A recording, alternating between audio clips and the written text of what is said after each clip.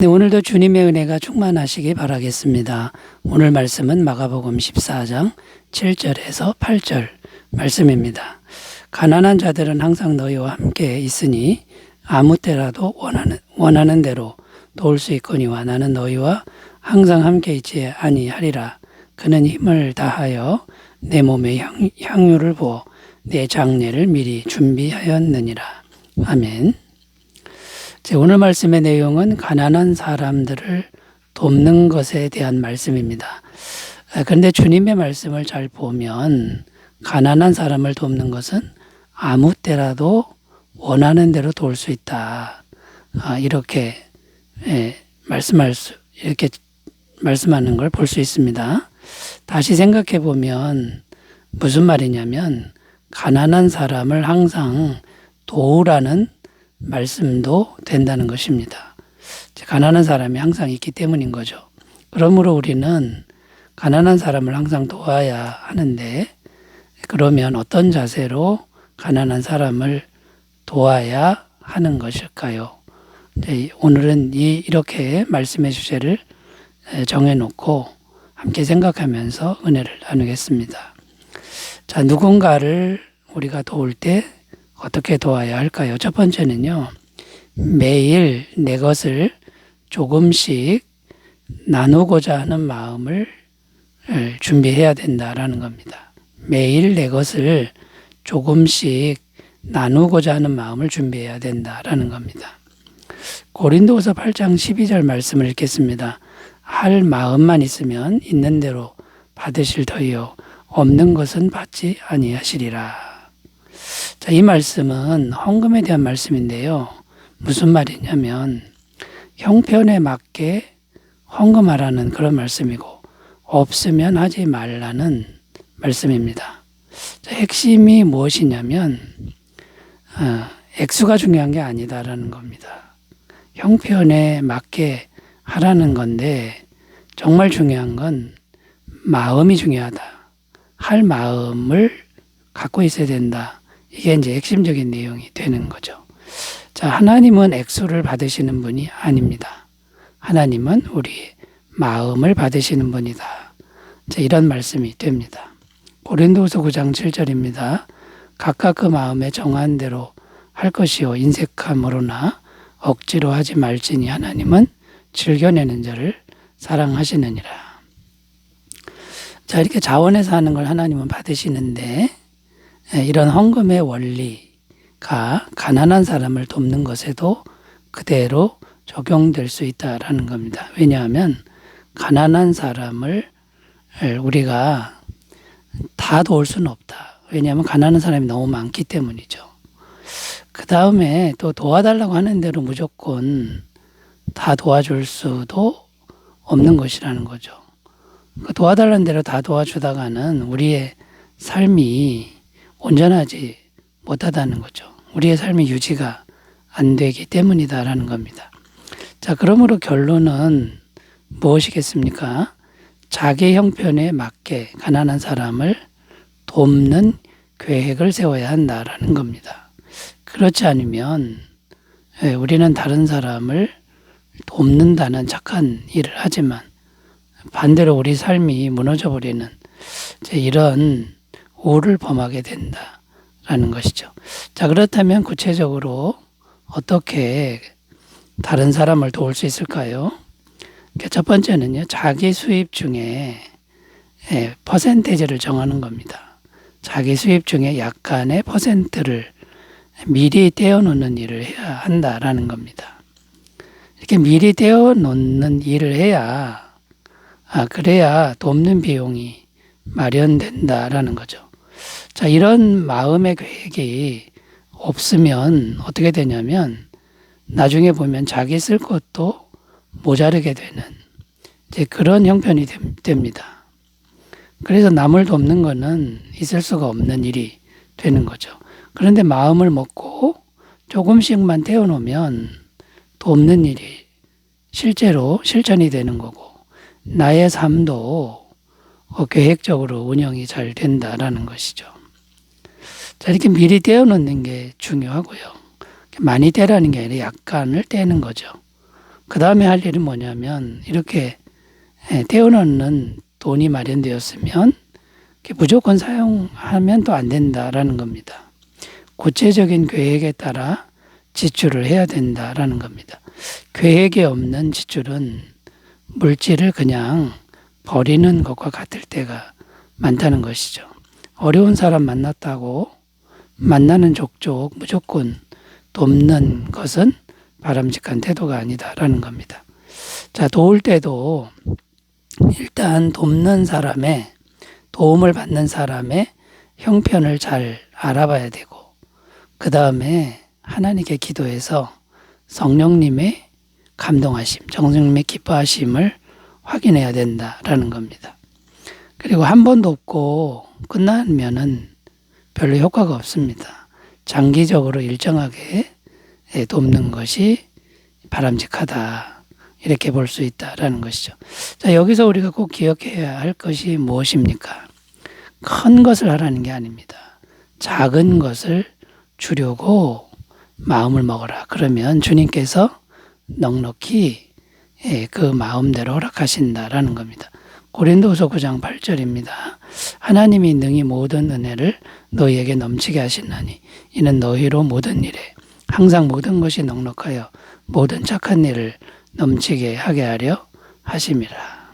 자, 그러므로 여러분, 작은 것을 주려고 하는 마음을 미리 준비하시고 작은 것을 미리 떼어놓는 그런 계획을 잘 실천해 보시기를 바라겠습니다. 자, 누군가를 도울 때 이제 첫 번째 의미를 살펴봤고요. 두 번째로 가보겠습니다. 자, 누군가를 도울 때 어떻게 도울 수 있을까요? 두 번째는 사람을 돕는 것이 아니라 주님께 드린다라는 생각을 해야 된다라는 겁니다. 내가 사람을 돕지만 주님께 하듯 도와야 한다라는 겁니다. 마태복음 25장 40절을 읽겠습니다. 임금이 대답하여 이르시되 내가 진실로 너희에게 이르노니 너희가 여기 내 형제 중에 지극히 작은 자 하나에게 한 것이 곧 내게 한 것이니라 하시고. 자, 이 말씀의 의미는 뭐냐면 세상에서 가장 작은 자 한 사람, 가장 무가치한 자 한 사람에게 한 것이 주님께 한 것이다라는 주님의 말씀이 됩니다. 자, 그러니까 내가 작은 사람 한 사람에게 무언가를 도우면 주님께서는 자신에게 한 것으로 그걸 받아주신다. 자, 이런 내용이 되는 겁니다. 자, 우리가 이 말씀을 기억한다면 어떤 자세로 다른 사람을 도와야 하는 걸까요? 어떤 사람을 돕든지 주님께 하듯 도울 수 있다. 주님께 하듯 도와야 한다라는 것입니다.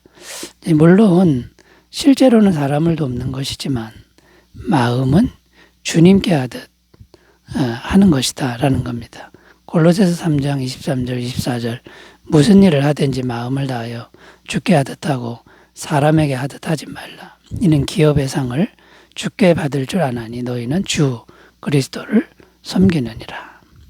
자, 이 말씀에 보면 우리가 무슨 일을 하든지 주님께 하듯 하면 주님으로부터 상을 받는다라고 말씀하고 있다는 것입니다. 자, 만약에 우리가 주님께 하듯 하지 않고 그냥 사람을 돕는다고 생각하면 우리 마음은 어떻게 될까요?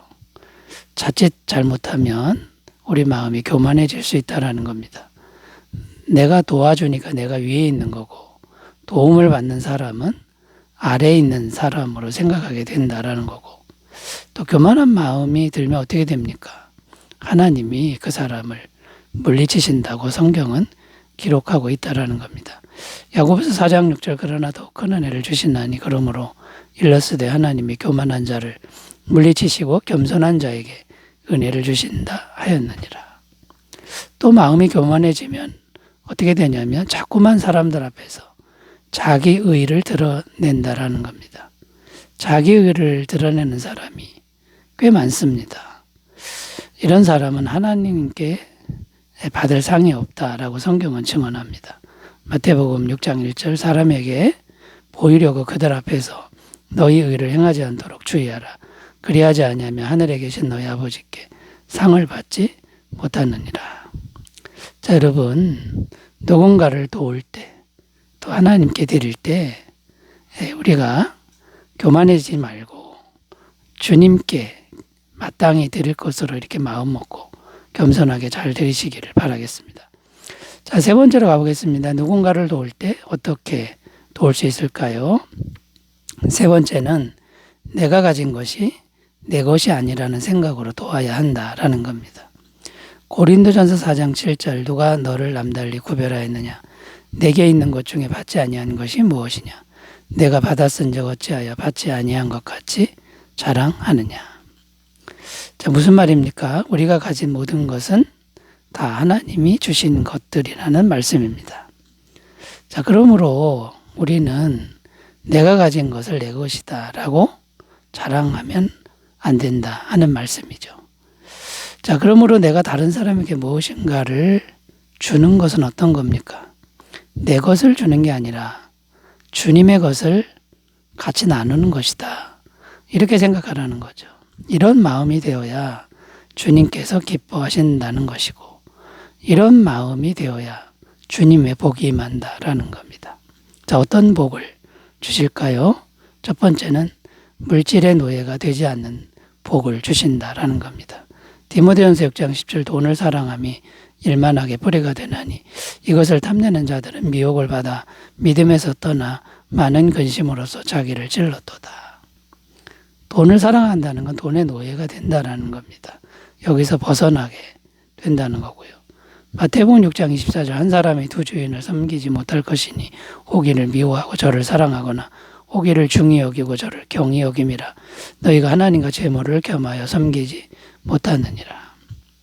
돈을 섬기는 우상숭배에서 벗어나게 된다라는 것이죠. 자, 물질의 노예가 되지 않는 복이 임하고 그 다음에 어떤 복이 임하냐면 육적인 마음을 이기는 성령님의 능력에 충만해지는 복이 임한다라는 겁니다. 갈라디아서 5장 24절 25절 그리스도 예수의 사람들은 육체와 함께 그 정욕과 탐심을 십자가에 못 박았느니라. 만일 우리가 성령으로 살면 또한 성령으로 행할지니.